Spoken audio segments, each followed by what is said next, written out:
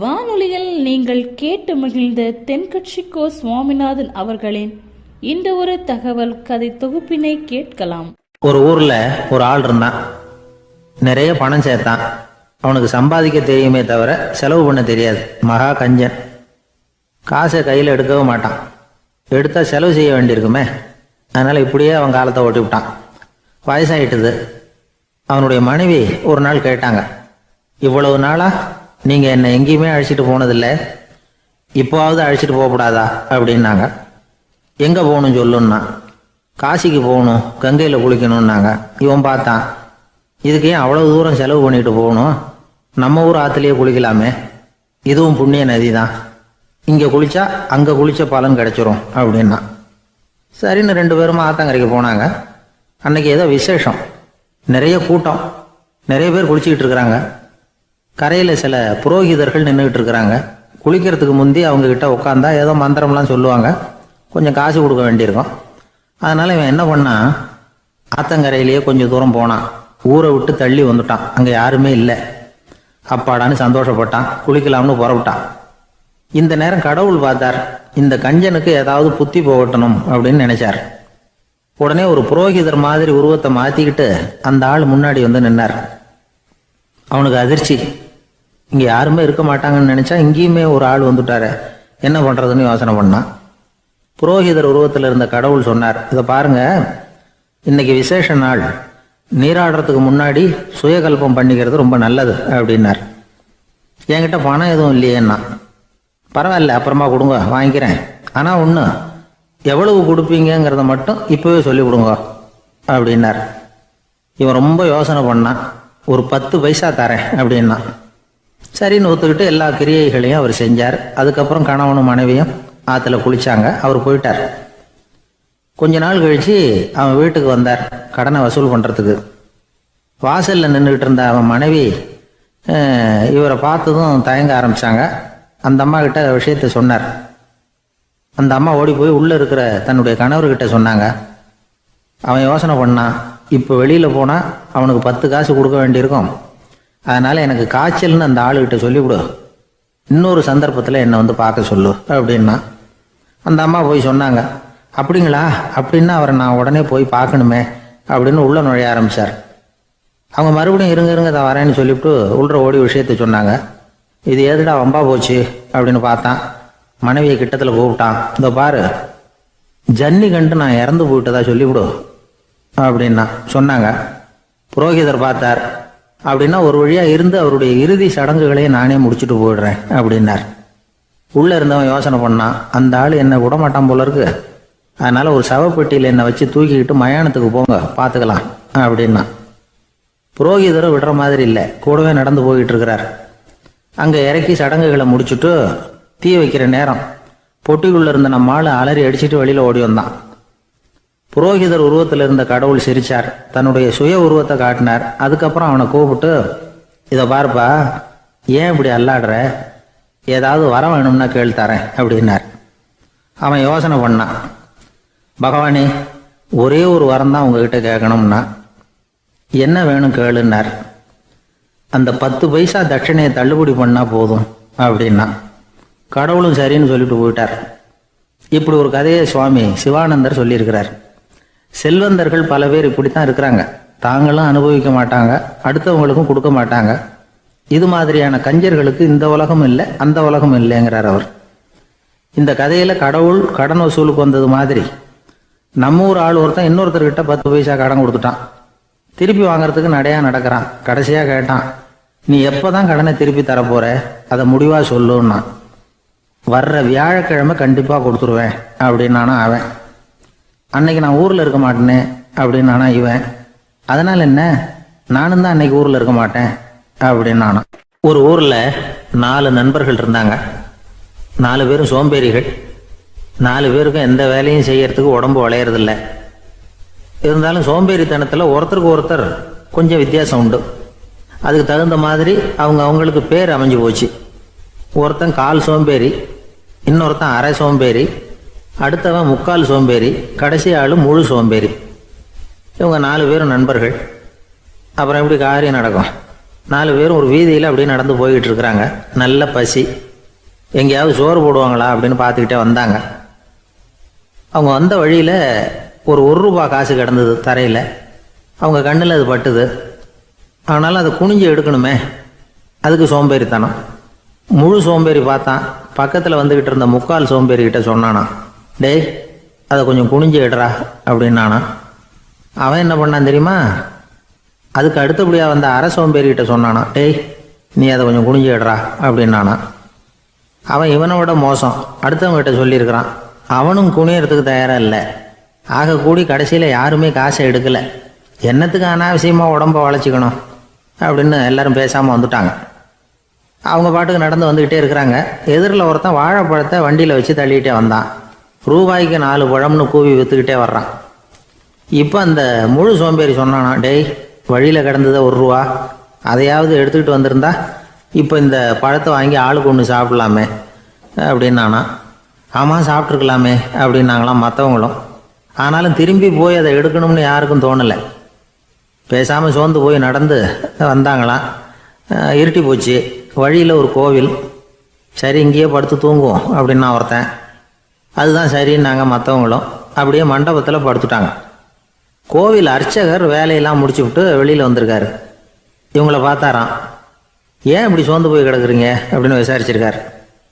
2 நாளாச்சுங்க நாங்கள் சாப்பிட்டு அப்படின்னாங்களாம். அவர் உடனே ஐயோ பாவம் அப்படின்னு சொல்லி பானை, விறகு, அரிசி, தண்ணி எல்லாம் கொடுத்து நீங்களே சமையல் பண்ணி சாப்பிட்டுக்குங்க அப்படின்னு சொல்லிவிட்டு போயிட்டார். இந்த 4 பேருக்கும் சமையல் பண்ணி சாப்பிட்ணும்னு ஆசையாக தான் இருந்தது. ஆனால் அடுப்பு பற்ற வைக்கணுமே, அதுக்கு தீப்பெட்டி வேணுமே. தீப்பெட்டி இல்லை. இப்போ முழு சோம்பேறி ஆரம்பித்தான். அடுத்தவனை பார்த்து, டேய் கடைக்கு போய் ஒரு தீப்பெட்டி வாங்கிட்டு வாயேன் அப்படின்னு நானான். அவன் வழக்கம் போல் அடுத்தவங்ககிட்ட சொல்லியிருக்கான். அவன் அதுக்கு அடுத்தவங்ககிட்ட சொல்லியிருக்கிறான். கடைசியாக கால் சோம்பேறிக்கிட்ட வந்து சேர்ந்தது. அவனும் அது நம்மால் முடியாது அப்படின்னு பேசாமல் இருந்துட்டான். இப்போ தீப்பெட்டி வேணுமே, அதுக்கு என்ன பண்ணுறது? அவங்களுக்குள்ளே பேசி ஒரு முடிவுக்கு வந்தாங்களாம். அதாவது யார் முதல்ல வாயை திறந்து பேசுகிறாங்களோ அவங்க தான் தீப்பெட்டி வாங்கிறதுக்கு போகணும் அப்படின்னு. அவ்வளவுதான். உடனே 4 பேரும் வாயை கெட்டியாக மூடிக்கிட்டு படுத்துக்கிட்டாங்க. அவங்க சமையல் பண்ணி சாப்பிட்டாங்களா என்ன அப்படிங்கிறது அர்ச்சகருக்கு தெரியல. சரி பார்த்துட்டு வரலாமேன்னு வந்தார். வந்து பார்க்குறாரு, இவங்க 4 பேரும் அசையாமல் படுத்து கிடக்குறாங்க. அர்ச்சகர் பயந்துட்டார். ஒருவேளை பசி தாங்காமல் செத்து போட்டாங்களோ அப்படிங்கிற பயம், அல்லது நாம் கொடுத்த உணவுப் பொருளில் ஏதாவது விஷம் கலந்துருக்குமோ அப்படின்னும் பயந்தார். அப்படின்னா நம்ம மேலே பழி வந்துருமே அப்படின்னு நினச்சி நடுங்க ஆரம்பிச்சிட்டார். அப்புறம் அவரும் ஒரு முடிவுக்கு வந்தாராம். கோவிலுக்கு பக்கத்துலேயே ஒரு பெரிய குழி இருந்தது. அதில் ஒவ்வொருத்தரையாக இழுத்துக்கிட்டு போய் போட்டார். கொஞ்சம் மண்ணை தள்ளினார். காலால் மிதித்தார்.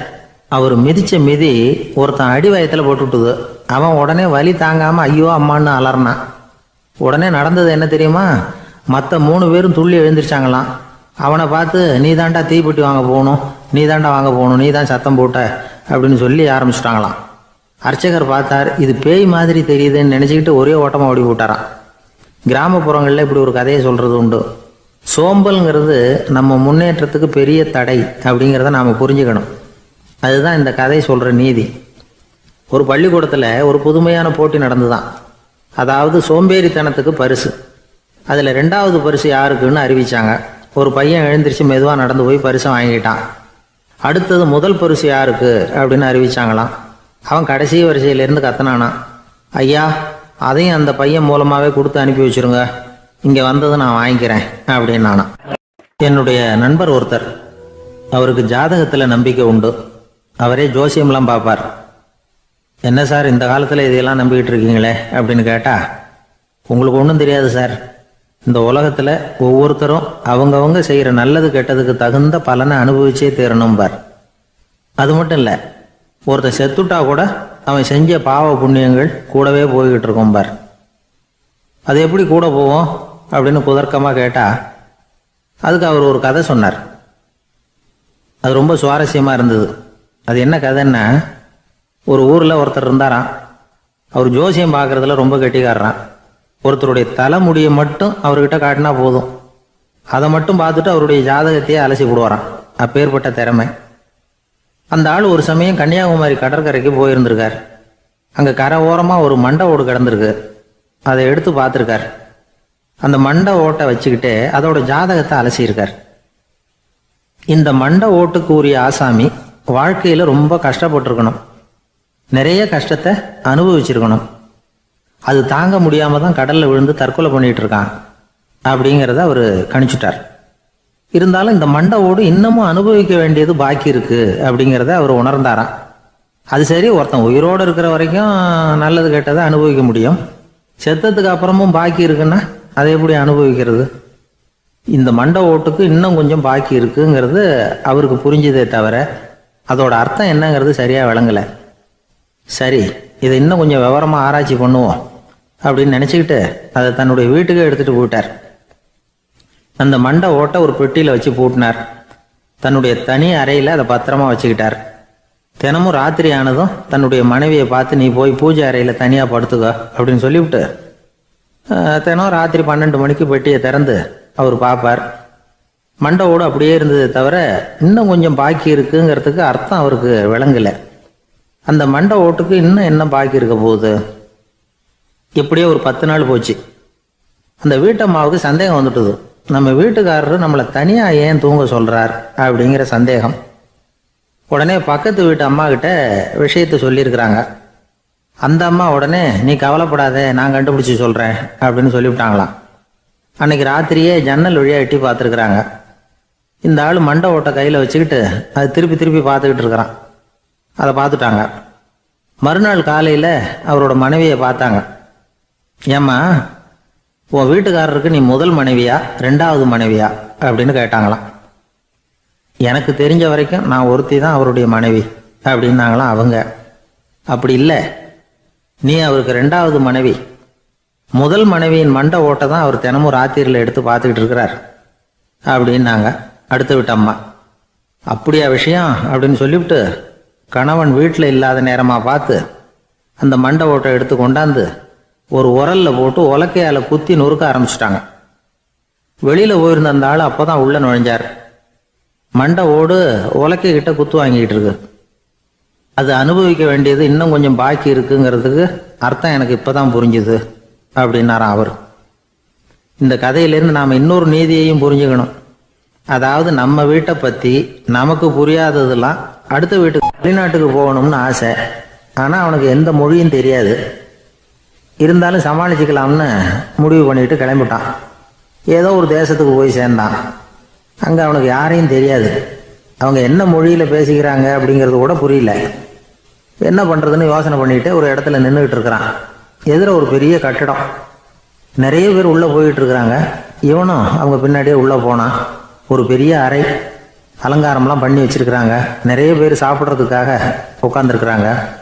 இவனுக்கு நல்ல பசி, அதனால் இவனும் உட்காந்தான். சாப்பாடு போட்டாங்க, சாப்பிட்டான். அன்பான உபசரிப்பு.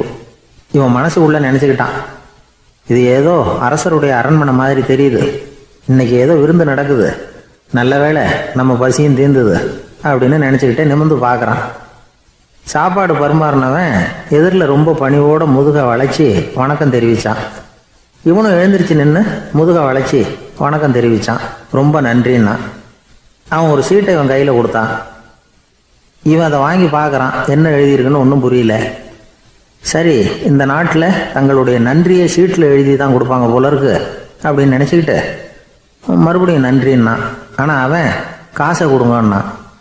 ஏன்னா அது ஒரு ஹோட்டல், இவன் சாப்பிட்டதுக்கான பில் அது. இவன் அதை புரிஞ்சிக்கவே இல்லை. நன்றின்னு அந்த சீட்டில் எழுதி கொடுக்குறாங்க போல இருக்கு அப்படின்னு நினச்சிக்கிட்டு அதை வாங்கி சட்டை பையில் பத்திரமா வச்சுக்கிட்டு, பரவாயில்லைங்க, ரொம்ப மகிழ்ச்சின்னா. ஒரு வெளிநாட்டுக்காரனுக்கு இவ்வளவு தூரம் மரியாதை பண்ணுறீங்களே, எங்கள் ஊருக்கு போனதும் உங்களை பற்றி நிறைய சொல்லுவேன் அப்படின்னா. இவன் என்ன சொல்கிறான்னு அவனுக்கு புரியல. இவனை பிடிச்சி அழைச்சிட்டு போய் முதலாளி முன்னாடி நிறுத்தினான். நாம் சொன்னதில் இவனுக்கு ரொம்ப பெருமையாக இருக்கணும் போல இருக்கு, அதுதான் பெரிய இடத்துக்கு அழைச்சிட்டு வந்திருக்கிறான் அப்படின்னு இவன் நினச்சிக்கிறான். அவரும் பில்லுக்கான பணத்தை கொடுங்கிறாரு. பரவாயில்லைங்க, ரொம்ப மகிழ்ச்சி, நன்றிங்கிறான் இவன். அவரு பார்த்தார், இவனை நீதிமன்றத்துக்கு அனுப்பி வச்சுட்டார். இவன் என்ன நினச்சிக்கிட்டான், நம்மளை இந்த ஊர் ராஜா முன்னாடியே அழைச்சிக்கிட்டு வந்து நிறுத்தி இருக்கிறாங்க போல இருக்கு, என்ன ஒரு பெருந்தன்மை அப்படின்னு நினச்சிக்கிறான். நீதிபதி சொன்னார், சாப்பிட்டதுக்கான பணத்தை கொடுத்துரு, இல்லைன்னா அதுக்கான தண்டனையை அனுபவிக்க வேண்டி இருக்கும்னார். ராஜாவே நமக்கு நன்றி சொல்கிறாரு போல இருக்கு அப்படின்னு நினச்சிக்கிறான் இவன். என் மகிழ்ச்சிக்கு எல்லையே இல்லைங்க அப்படின்னா. அவர் பார்த்தார், இவனுக்கு தண்டனை கொடுக்க வேண்டியது தான் அப்படின்னு முடிவு பண்ணார். உடனே தீர்ப்பு எழுதினார். இவனை கழுதையில் பின்புறமாக உட்கார வைங்க, இவன் ஒரு மோசடிக்காரன் அப்படின்னு ஒரு போர்டு எழுதி அவன் கழுத்தில் மாட்டுங்க, அப்புறம் அந்த கழுதையை ஊர் பூரா விரட்டுங்க அப்படின்னார். இவனுக்கு தான் மொழி புரியலையே, ஏதோ நடக்குது அப்படிங்கிறது மட்டும் புரியுது. எல்லாரும் சேர்ந்து இவனை ஒரு கழுதை மேலே உட்கார வச்சாங்க. ஓஹோ, நம்மளை பாராட்டி ஒரு ஊர்வலம் நடத்துகிறாங்க போல இருக்கு அப்படின்னு நினச்சிக்கிறான் இவன். எல்லாரும் சத்தம் போட்டுக்கிட்டு கையை தட்டிக்கிட்டு கழுதை பின்னாடி ஓடி வர்றாங்க. இவனுக்கு ரொம்ப உற்சாகமாக இருக்குது. எல்லாருக்கும் கை கூப்பி வணக்கம் சொல்லிக்கிட்டே போகிறான். கூட்டத்தில் திடீர்னு ஒரு தெரிஞ்ச முகம் தெரியுது. அவனுடைய தேசத்தை சேர்ந்த ஒரு ஆள் அவன். அவனை பார்த்ததும் இவனுக்கு ரொம்ப உற்சாகம். நம்ம ஊருக்கு போனதும் இங்கே நமக்கு கிடைச்ச மரியாதையெல்லாம் உண்மைதான்னு சொல்கிறதுக்கு ஒரு சாட்சியும் கிடைச்சிட்டுது அப்படின்னு நினச்சிக்கிறான். அவனை பார்த்து கத்தனான், நல்லா பார்த்துக்க, இந்த ஊர் மக்கள் எனக்கு எப்படிப்பட்ட வரவேற்பு கொடுக்குறாங்கங்கிறத நல்லா கவனிச்சுக்கோ அப்படிங்கிறான். அவனுக்கு அவமானமாக போட்டுது. தலையை குனிஞ்சிக்கிட்டே நழுவி போயிட்டான். இவன் பார்த்தான், அவன் தலை தெரியல. ஆகா, அவனுக்கு நம்ம மேலே பொறாமை போல இருக்கு, அதனால தான் காணாமல் போயிட்டான் அப்படின்னு நினச்சிக்கிறான். இப்படி ஒரு வேடிக்கை கதையை பெரியவங்க சொல்கிறது உண்டு. கதை வேடிக்கையாக இருந்தாலும் இதில் உள்ள கருத்து என்ன தெரியுமா? அந்த கழுதை மேலே உட்காந்துருக்கிறானே, அது மாதிரி தான் நாமளும் அகங்காரங்கிற கழுதை மேலே உட்காந்துக்கிட்டு இருக்கோமா. நாமளும் கிட்டத்தட்ட அதே மாதிரி பிரம்மையில் தான் இருக்கிறோமா. என்ன நடக்குதுங்கிறதே புரியறதில்ல. அகங்காரத்தில் பேசுகிறவனுக்கும் சித்த சுவாதீனம் இல்லாமல் பேசுகிறவனுக்கும் அதிக வித்தியாசம் இருக்கிறதில்ல.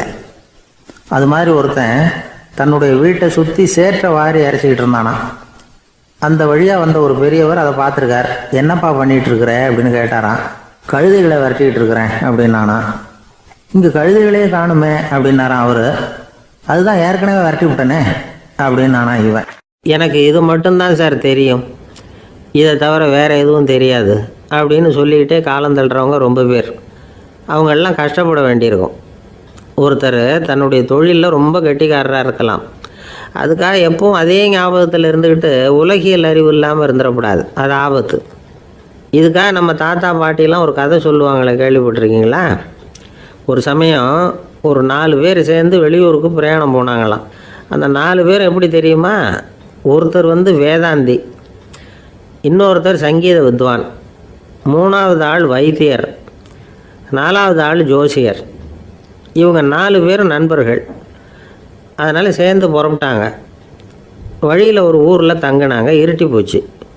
அதனால் இன்றைக்கி ராத்திரி இங்கேயே தங்கி இருந்துட்டு நாளைக்கு புறப்படலாம் அப்படின்னு தீர்மானம் பண்ணாங்க.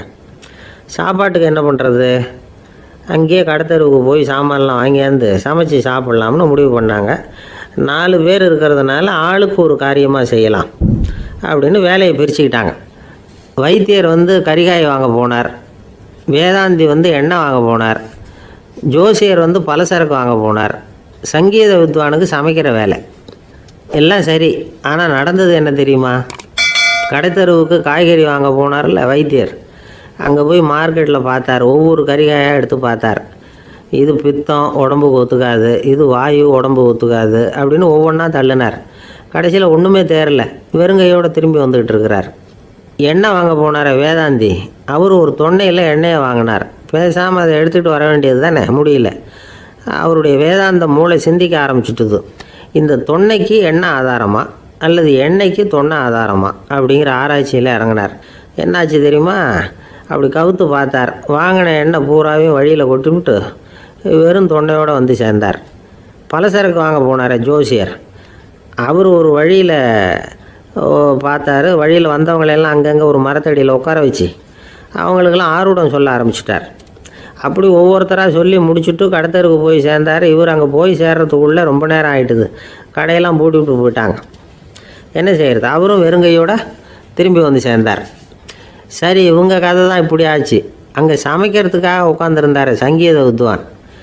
அவர் கதை என்னாச்சு தெரியுமா? அங்கே அவர் அடுப்பை பற்ற வச்சு ஒலையை கொதிக்க வச்சார். அதாவது ஒரு பானையில் தண்ணியை ஊற்றி அடுப்பில் வச்சார். அது கொதிக்க ஆரம்பிச்சிது.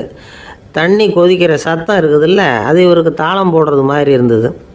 ஒரே குஷி, பாட ஆரம்பிச்சிட்டார். பாடிக்கிட்டே உற்சாகமாக கையில் இருந்த கரண்டியால் அந்த பானையில் தட்டினார், தாளம் போடுறதா நினச்சிக்கிட்டு. அவ்வளவுதான், பானை பட்டுன்னு உடஞ்சி போச்சு.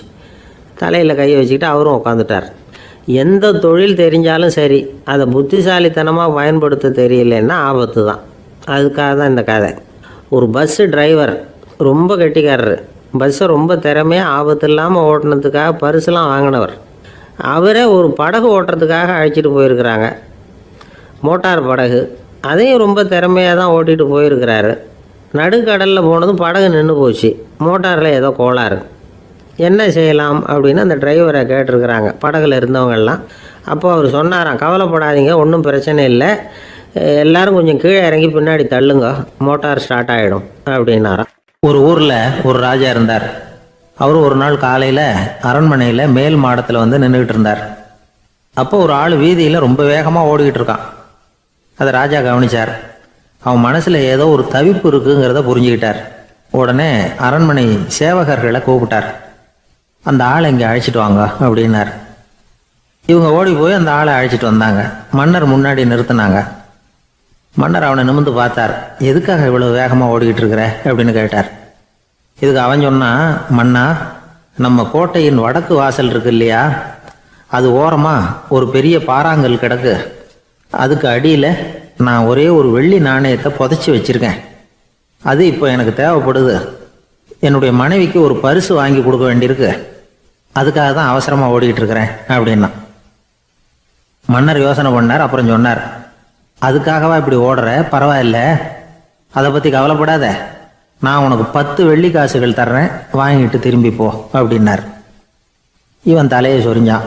மன்னா, நீங்கள் கொடுக்கறத ரொம்பவும் மகிழ்ச்சியோடு வாங்கிக்கிறேன். இருந்தாலும் அதுக்கப்புறம் அந்த வடக்கு வாசலுக்கு போய் அங்கே இருக்கிற ஒரு நாணயத்தையும் எடுத்துக்கிட்டு போயிடுறேனே அப்படின்னானா. இதை பாருப்பா, அந்த ஒரு நாணயத்தை மறந்துடு, உனக்கு 100 வெள்ளி நாணயங்கள் தரேன் இருக்கார். மன்னா, ரொம்ப மகிழ்ச்சி, உங்கள் மாதிரி தாராள குணம் வேற யாருக்கும் வராது. நீங்கள் கொடுக்குற 100 நாணயங்களையும் வாங்கிக்கிறேன்.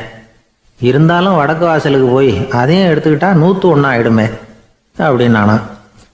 இதை பாருப்பா, அந்த ஒரு நாணயத்தை மறந்துடு, அது எக்கேடாவது கெட்டு போகட்டும்.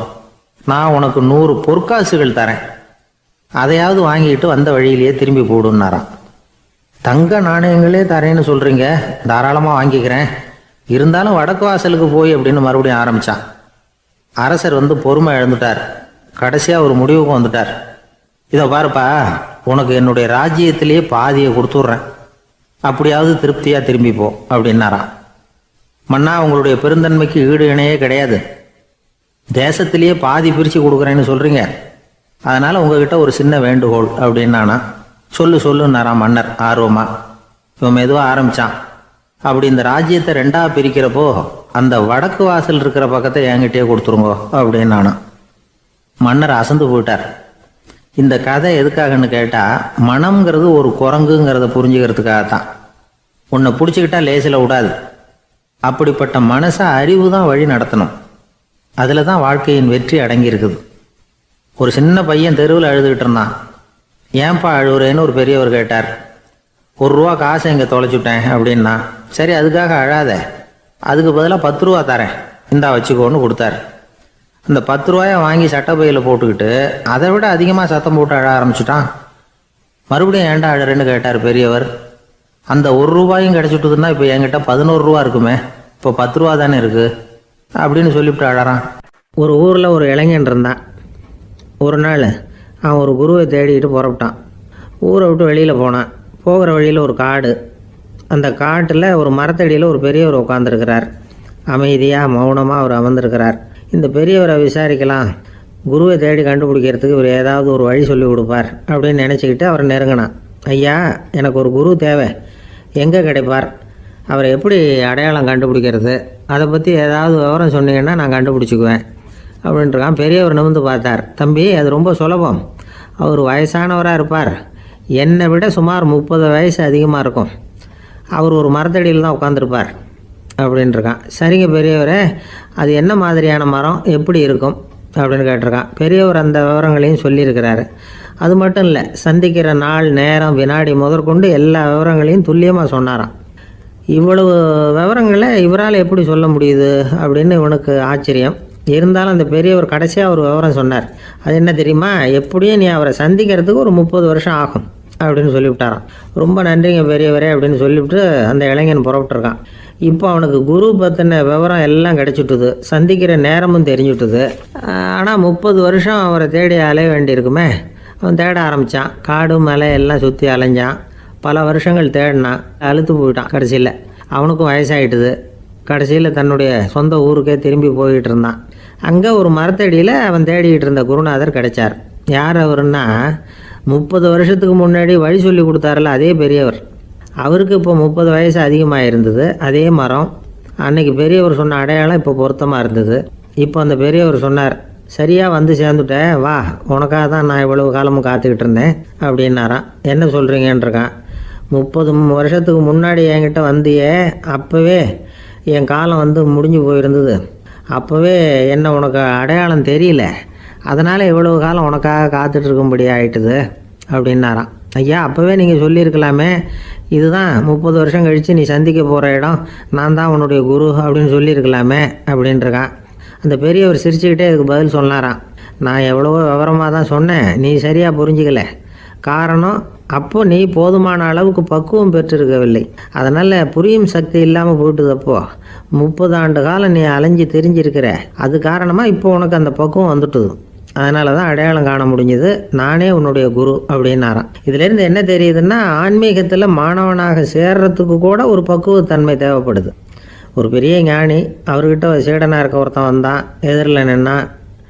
ஞானி அவனை வெகு நேரம் உற்று பார்த்தார். அப்புறம் சொன்னார், சீடனாக இருக்கிறது ரொம்ப சிரமம்னார். நான் தயாராக இருக்கிறேன்னா. அது இன்னமும் சிரமமாச்சே, இங்கே வந்து குருவாக இருக்கிறது மட்டுமே சுலபம் அப்படின்னாராம். அப்படின்னா நான் குருவாகவே ஆயிடுறேன் அப்படின்னானா. இது போலவே இந்த காலத்தில் கதை ஒன்று உண்டு. ஒரு பள்ளிக்கூடத்தில் வகுப்பு ஆசிரியர் மாணவனை திட்டிக்கிட்டு இருந்தார். டேய், நீ 100க்கு 10 மார்க்கு தான் வாங்கிக்கிட்டு இருக்க. இவ்வளவு மோசமாக நீ படித்தா கடைசியில் மாடு மேய்க்கிறது கூட லாய்க்கு இல்லாதவனா ஆகிடுவேன். அதுக்கப்புறம் என்ன செய்ய போகிறேன் அப்படின்னாராம். பையன் தலையை சொரிஞ்சிக்கிட்டே சொன்னானா, சார் அப்படின்னா ஒன்று செய்கிறேன் அப்படின்னானா. இவர் கேட்டிருக்கார், என்ன செய்ய போகிறேன்னு. வேறு என்ன சார், உங்களை மாதிரி ஒரு ஆசிரியர் ஆகிடுறேன் அப்படின்னானா. வாழ்க்கையில் சில சந்தர்ப்பங்களில் நாம் வந்து சில அவமானங்களை சந்தித்தே தீர வேண்டியிருக்கு. என்ன பண்ணுறது, காலம் அப்படி. அவமானப்படுறவங்க உடனே அடங்கி போய்டுறது தான் உலக வழக்கம். அவமானப்பட்டால் உடனே சீறி எழறவங்களும் உண்டு. ஆனால் அதையே ஒரு சவாலாக எடுத்துக்கிட்டு முன்னுக்கு வர்றவங்களும் சில பேர் இருக்கிறாங்க. அவங்க ரொம்ப அபூர்வம். இன்றைக்கி மனோதத்துவ நிபுணர்கள்லாம் என்ன சொல்கிறாங்க தெரியுமா? அவமானப்பட்டுட்டா உடனே அடங்கி போயிடக்கூடாதான். அதையே ஒரு சவாலாக எடுத்துக்கிட்டு மனசில் ஒரு வைராக்கியத்தோடு முயற்சி பண்ணினா வாழ்க்கையில் எல்லாரும் முன்னேறலாமா. அவமானங்கிறத நாம் வந்து வைராக்கியமாக மாற்றிக்கணும். அதுதான் வெற்றிக்கு வழி. ராமர் வந்து இந்த பூமியில் பிறந்ததே ஒரு வைராக்கியத்தினால தான் சார் அப்படின்னார் ஒருத்தர். எப்படிங்க அது அப்படின்னு கேட்டேன். அவர் சொன்னார், தசரதருக்கு ராமர் வந்து குழந்தையாக வந்து பிறக்கணும், அப்போ தான் இங்கே இருக்கிற கஷ்டங்கள்லாம் நீங்கும் அப்படின்னு சர்வ லோகமும் எதிர்பார்த்துக்கிட்டு இருக்குது. ஆனால் அவர் எப்போ வந்து பிறப்பார் அப்படின்னு யாருக்கும் தெரியல. அந்த காரியம் சீக்கிரம் நடக்கணுமே, அதுக்கு என்ன பண்ணுறது? நாரதர் வந்தார் ஒரு நாள் தசரதரை தேடி. தசரதா, உனக்கு ஒரு செய்தி தெரியுமான்னு ஆரம்பித்தார். அவர் எப்பவும் இப்படித்தானே ஆரம்பிக்கிறது வழக்கம். என்ன விஷயம்னு கேட்டார் தசரதர். தசரதா, நீ அடிக்கடி உன்னோட தேரில் ஏறிக்கிட்டு தேவலோகத்துக்கு போகிற, அங்கே போகிற வர்ற எல்லாம் பண்ணிகிட்ருக்க, எல்லாம் சரி.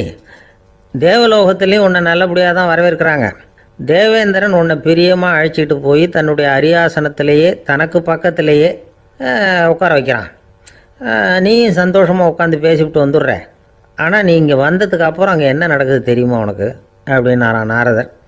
என்ன நடக்குது, எனக்கு ஒன்றும் தெரியலையே அப்படின்னாரான் தசரதர். நாரதர்கிட்ட வந்து கிட்டத்தில் வந்து கேட்டிருக்கார், கொஞ்சம் சொல்லுங்கள் என்னது அப்படின்னு. அவர் நெருங்கி வந்தாரான் நாரதரும். மெதுவாக அவர் காதோட காதாக சொன்னாராம். அதாவது நம்ம பாஷையில் சொல்லப்போனால் பற்ற வைக்கிறார். நீ அங்கே தேவேந்திரங்கிட்ட உட்காந்து பேசிவிட்டு வந்த பிறகு நீ அங்கே உட்காந்துருந்த அரியாசனத்தை தண்ணி ஊற்றி கழுவி சுத்தப்படுத்துகிறாங்க. நீ என்ன அந்த அளவுக்கு சுத்தம் இல்லாத ஆளா, தினம் குளிக்காமையாக இருக்கிற அப்படின்னாராம். தசரதருக்கு இது ரொம்ப அவமானமாக போயிட்டுது. அப்படியே செய்கிறாங்க அப்படின்னாராம். ஆமாம், நீ வேணும்னா நான் சொல்கிறது உண்மையாக இல்லையா அப்படின்னு சோதனை பண்ணி பார்த்துக்கோ அப்படின்னாரான் நாரதர். உடனே தசரதர் இதுக்காகவே புறப்பட்டு தேவலோகம் போனார். அங்கே வழக்கம் போலவே இவரை கூப்பிட்டு உட்கார வச்சு பேசிக்கிட்டு இருந்தான் தேவேந்திரன். கொஞ்ச நேரம் பேசிக்கிட்டு இருந்துட்டு, சரி நான் கிளம்புறேன்னு புறப்பட்டார். சரி, அவனும் வாசல் வரைக்கும் வந்து வழி அனுப்பி வச்சுட்டு உள்ளே போயிட்டான். தசரதர் வெளியில் கொஞ்ச நேரம் மறைஞ்சி இருந்துட்டு மெதுவாக உள்ளே எட்டி பார்த்தார் என்ன நடக்குதுன்னு. நாரதர் சொன்னது உண்மைதான். தசரதர் உட்காந்துருந்த ஆசனத்தை அங்கே 2 தேவர்கள் கழுவி சுத்தப்படுத்திக்கிட்டு இருக்கிறாங்க. தசரதரால் இதை தாங்கிக்க முடியல. அவருக்கு ரொம்ப அவமானமாக போச்சு. நேராக கிடுகிடுன்னு தேவேந்திரங்கிட்டே போனார்.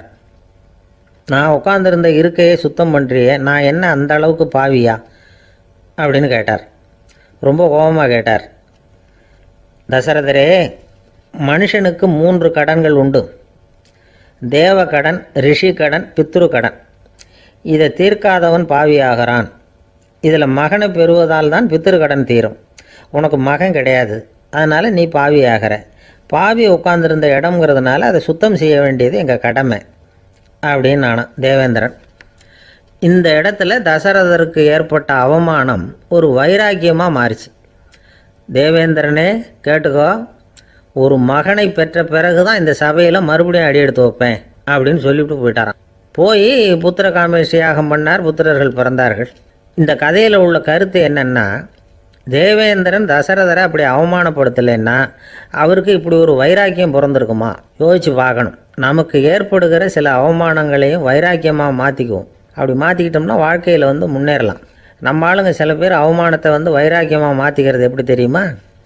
நம்மக்கிட்ட ஒரு பையன் சொன்னான், எங்கள் அப்பா என்னை எல்லாருக்கும் முன்னாடி வச்சு திட்டிவிட்டார், பொறுப்பு இல்லாமல் ஊர் சுற்றுறேன்னு சொல்லி அவமானப்படுத்தி விட்டார். இனிமேல் நீ என் முகத்திலேயே முழிக்காதரா போடான்னு வேறு சொல்லிவிட்டார். எனக்கு ரோஷம் வந்துட்டுது. அந்த அவமானத்தை வைராக்கியமாக மாற்றிக்கிட்டேன்.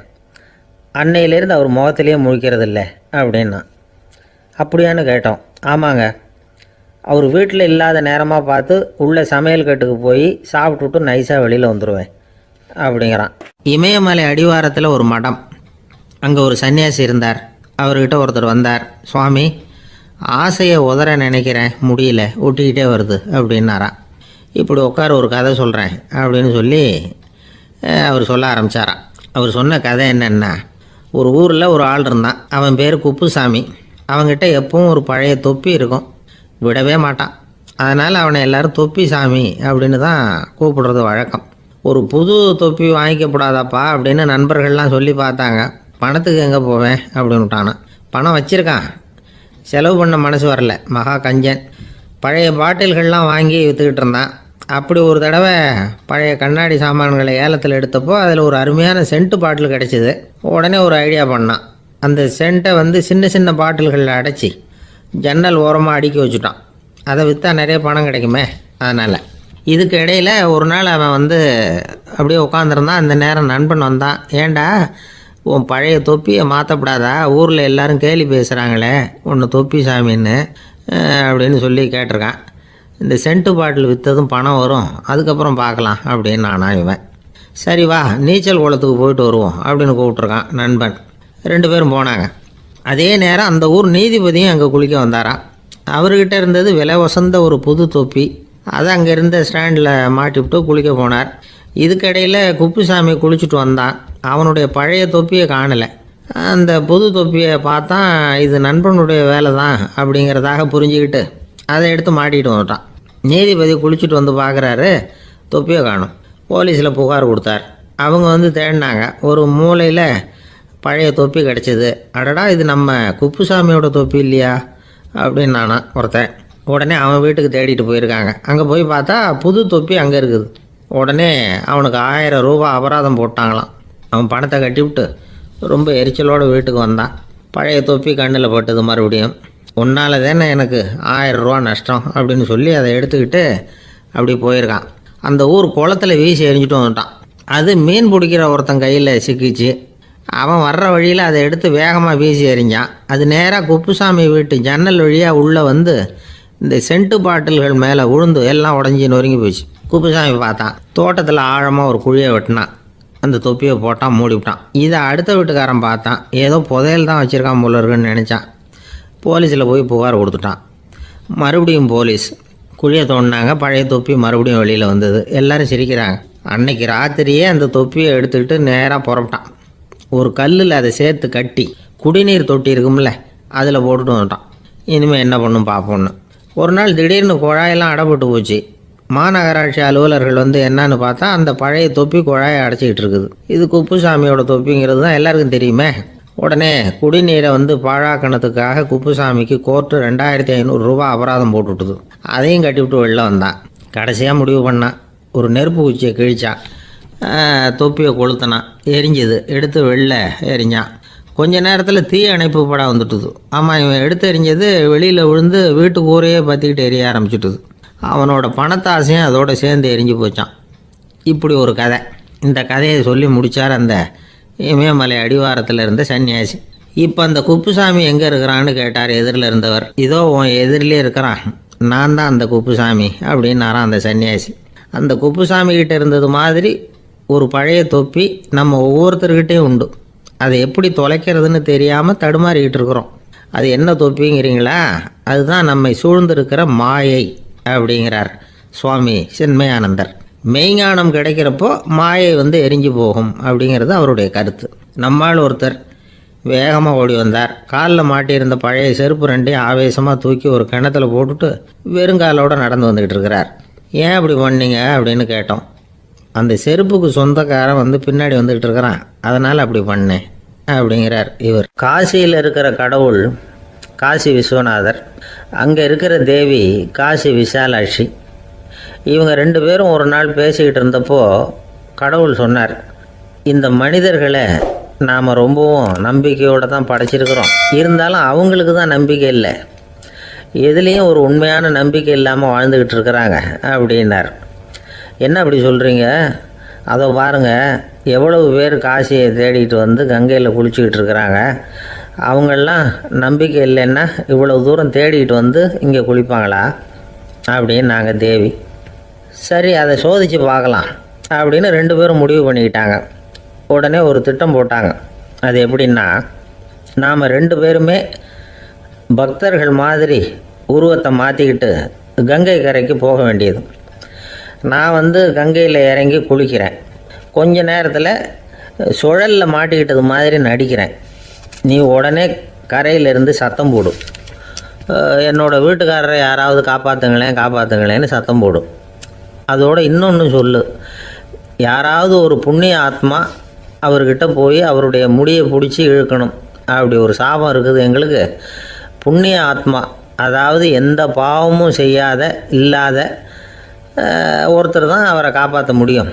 அப்படிப்பட்டவங்க யாராவது வெள்ளத்தில் குதித்து என்னுடைய கணவரை காப்பாற்றுங்கோ அப்படின்னு நீ சத்தம் போடு, கூச்சல் போடு, என்ன நடக்குதுன்னு பார்க்கலாம் அப்படின்னார் கடவுள். சரின்னு சொல்லி 2 பேருமா சாதாரண பக்தர்கள் மாதிரி கங்கை கரைக்கு வந்து சேர்ந்தாங்க. அவர் இறங்கி குளித்தார். திட்டம் போட்டது மாதிரியே சுழலில் மாட்டிக்கிட்டது மாதிரி கத்துனார். கரையில் இருந்த அந்த அம்மா, ஐயோ என் கணவரை காப்பாற்றுங்களேன், யாராவது காப்பாற்றுங்களேன்னு கத்துனாங்க. பல பேர் ஓடி வந்தாங்க. உடனே இவங்க, பாவம் இல்லாத புண்ணிய ஆத்மா ஒருத்தரால் தான் என்னுடைய கணவர் காப்பாற்றப்படணுங்கிறது விதி, அப்படி ஒரு சாபம் இருக்குது, அதனால் புண்ணிய ஆத்மா யாராவது அவர்கிட்ட போய் அவர் முடியை பிடிச்சி தூக்குனா அவரை காப்பாற்றி விடலாம் அப்படின்னாங்க. இவங்க இப்படி சொன்னதும் எல்லோரும் திகைச்சு போய் நின்றுட்டாங்க. ஒவ்வொருத்தருக்கும் அவங்க செஞ்ச பாவம்லாம் ஒவ்வொன்றா ஞாபகத்துக்கு வர ஆரம்பிச்சுட்டுது. சரி, இதுக்கு நாம் லாயக்கு இல்லை அப்படின்னு சொல்லி ஒதுங்கி போக ஆரம்பிச்சிட்டாங்க எல்லாம். இந்த சமயத்தில் யாரோ ஒருத்தர் வேகமாக ஓடி வந்தார். ஆற்றுல குதித்தார்.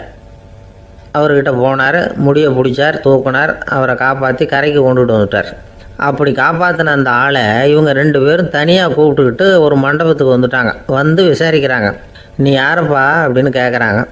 ஏதும் தெரியாத மாதிரி. நான் இந்த ஊர் அன்ன சத்திரத்தில் வேலை செய்கிற ஒரு சமையல்காரன் அப்படிங்கிறார். நீ வந்து கங்கையில் குளிக்கிறது உண்டான்னு கேட்டிருக்காங்க. நான் இந்த ஊர்லேயே தான் இருக்கிறேன், இருந்தாலும் தினமும் கங்கையில் குளிக்கிறதில்ல, எப்பாவது ஒரு நாள் அங்கே குளிப்பேன் அப்படின்னார்.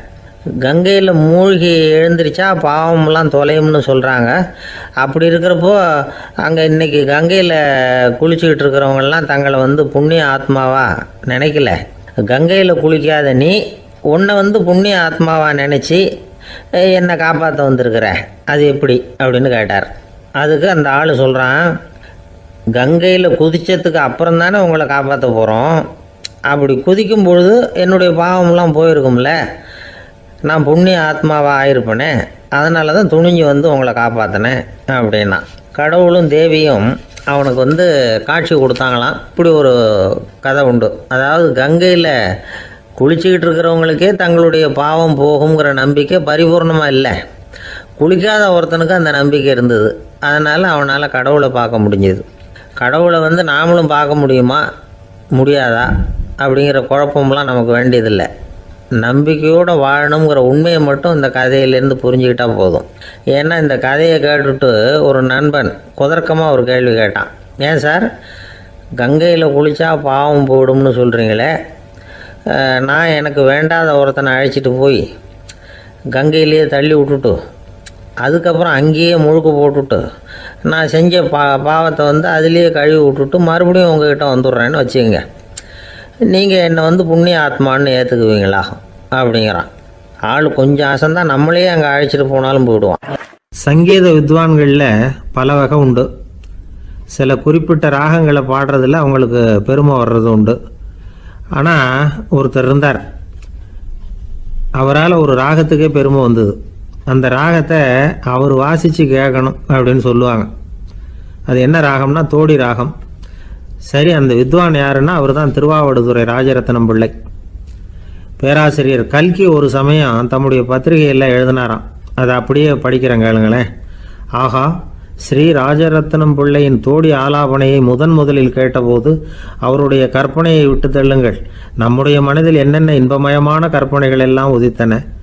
குழந்தை தாயிடம் கொஞ்சம் குரலை கேட்டோம், அன்னை குழந்தையிடம் கொஞ்சம் குரலை கேட்டோம், ரதியும் மன்மதனும் பேசிக்கொண்ட காதல் மொழிகளை கேட்டோம், முருகன் சிவபெருமான் செவிகுளிர மொழிந்த உபதேசத்தை கேட்டோம், கலைமகள் கவிஞனுக்கு அருளிய ஆசி மொழிகளை கேட்டோம், நாரத முனிவருடைய தம்பூரா சுருதியை கேட்டோம், ராவணன் தன் எலும்பை ஒடித்து வீணையாகச் செய்து வாசித்த கானத்தை கேட்டோம், கானப்பறவைகளின் கலகல ஒலியை கேட்டோம், கோல குயில்களின் குரல் இனிமையை கேட்டோம்.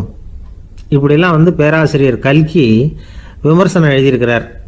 திருவாவடுதுறை ராஜரத்னம் பிள்ளை அவர்களுடைய வாசிப்பை கேட்டுட்டு டிஎன் ராஜரத்னம் பிள்ளை வந்து இறந்து போனார். அப்போது கவிஞர் கண்ணதாசன் எழுதினார், செவியனில் ஓடி எங்கள் சிந்தையில் ஓடி இந்த புவியெல்லாம் ஓடி நின்பார் பொங்கிய தோடி வேறிங்கு எவரிடம் போகும் ஐய இனி அதை காப்பார் யாவர் அவிந்தனின் சடலத்தோடே அவிந்தது தோடிதானும் அப்படின்னு எழுதினாராம். அந்த அளவுக்கு அவருடைய தோடியை வந்து ரசித்தவர்கள் உண்டு. அதே மாதிரி தோடின்னா என்னன்னு தெரியாமலே அவரை ரசித்தவங்களும் அந்த காலத்தில் உண்டு. அதாவது ஒரு பெரிய சபையில் இவர் வாசிச்சுக்கிட்டு இருக்கிறார். பாதியில் ஒரு பெரிய மனுஷன் உள்ளே வந்தார். அவர் உடம்புல பட்டு வேஷ்டி, ஜருகை, அங்கவஸ்திரம், வாயில் வெத்தலை, வாசனை புகையில, காதில் வைரக்கடுக்கன், கழுத்தில் தங்க சங்கிலி, கை விரல் பூரா மோதிரம், கையில் ஒரு வெள்ளி வெத்தலை புட்டி, உதவிக்கு 2 பேர் பக்கத்தில். இவ்வளவு பந்தாவோடு வரார் கச்சேரி கேட்குறதுக்கு. இப்படி வந்தவர் முதல் வரிசையில் வந்து உட்கார்ந்தார். வித்வான் வாசித்து முடித்ததும் இவர் அவரை பார்த்து, ஐயா நீங்கள் தோடி வாசிக்கிறதுல ரொம்ப கெட்டிக்காரர்னு கேள்விப்பட்டிருக்கேன், அதை கேட்கறதுக்காக தான் மெனக்கிட்டு வந்திருக்கிறேன், அதை வாசிங்களேன் அப்படின்னாராம் இந்த பெரியவர். ராஜரத்னம் பிள்ளைக்கு ஒன்றும் புரியல. ஏன்னா இது வரைக்கும் அவர் வாசிச்சுக்கிட்டு இருந்ததே அந்த தோடி ராகத்தை தான். அதை வாசித்து முடித்ததும் அதை வாசிங்களேன்னு இவர் கேட்குறார். அப்படின்னா இவரோட ஞானம் எப்படிப்பட்டது? இவ்வளவும் கேட்டுட்டு இப்படி கேட்குறாரே அப்படின்னு அவர் யோசிச்சிருக்கிறார் ராஜரத்னம் பிள்ளை. உடனே என்ன பண்ணார் தெரியுமா? பக்கத்தில் ரொம்ப சாதுவாக சுருதி போட்டுக்கிட்டு இருந்த ஒரு முதுகில் ஓங்கி ஒரு குத்து விட்டாராம். அவருக்கு ஒன்றும் புரியல, எதுக்கு நம்மளை அடிக்கிறார் இவர், நம்மளை குத்துறாரு வித்வான்னு. அவர் அதிர்ச்சியால் இவர் நிமிர்ந்து பார்த்துருக்கார். அப்போ ராஜரத்னம் பிள்ளை சொன்னாராம், ஏய்யா ஐயா பெரிய மனுஷன், என்னுடைய பரம ரசிகர், தோடி ராகம் கேட்கணுங்கிறதுக்காக இவ்வளோ தூரம் வந்திருக்கிறார், வந்து வரிசையில் உட்காந்துருக்கார். நீ இந்த சமயம் பார்த்து தோடி ராகம் வாசிக்கிற நாதஸ்வரத்தை வீட்டில் வச்சுட்டு வந்துட்டியே, இப்போ ஐயாவுக்காக அந்த ராகத்தை நான் எப்படி வாசிக்கிறது அப்படின்னு சொல்லிவிட்டு மறுபடியும் முதுகில் ஒரு அடி கொடுத்தாராம். அடி வாங்கினவருக்கே சிரிப்பு அடக்க முடியலையா.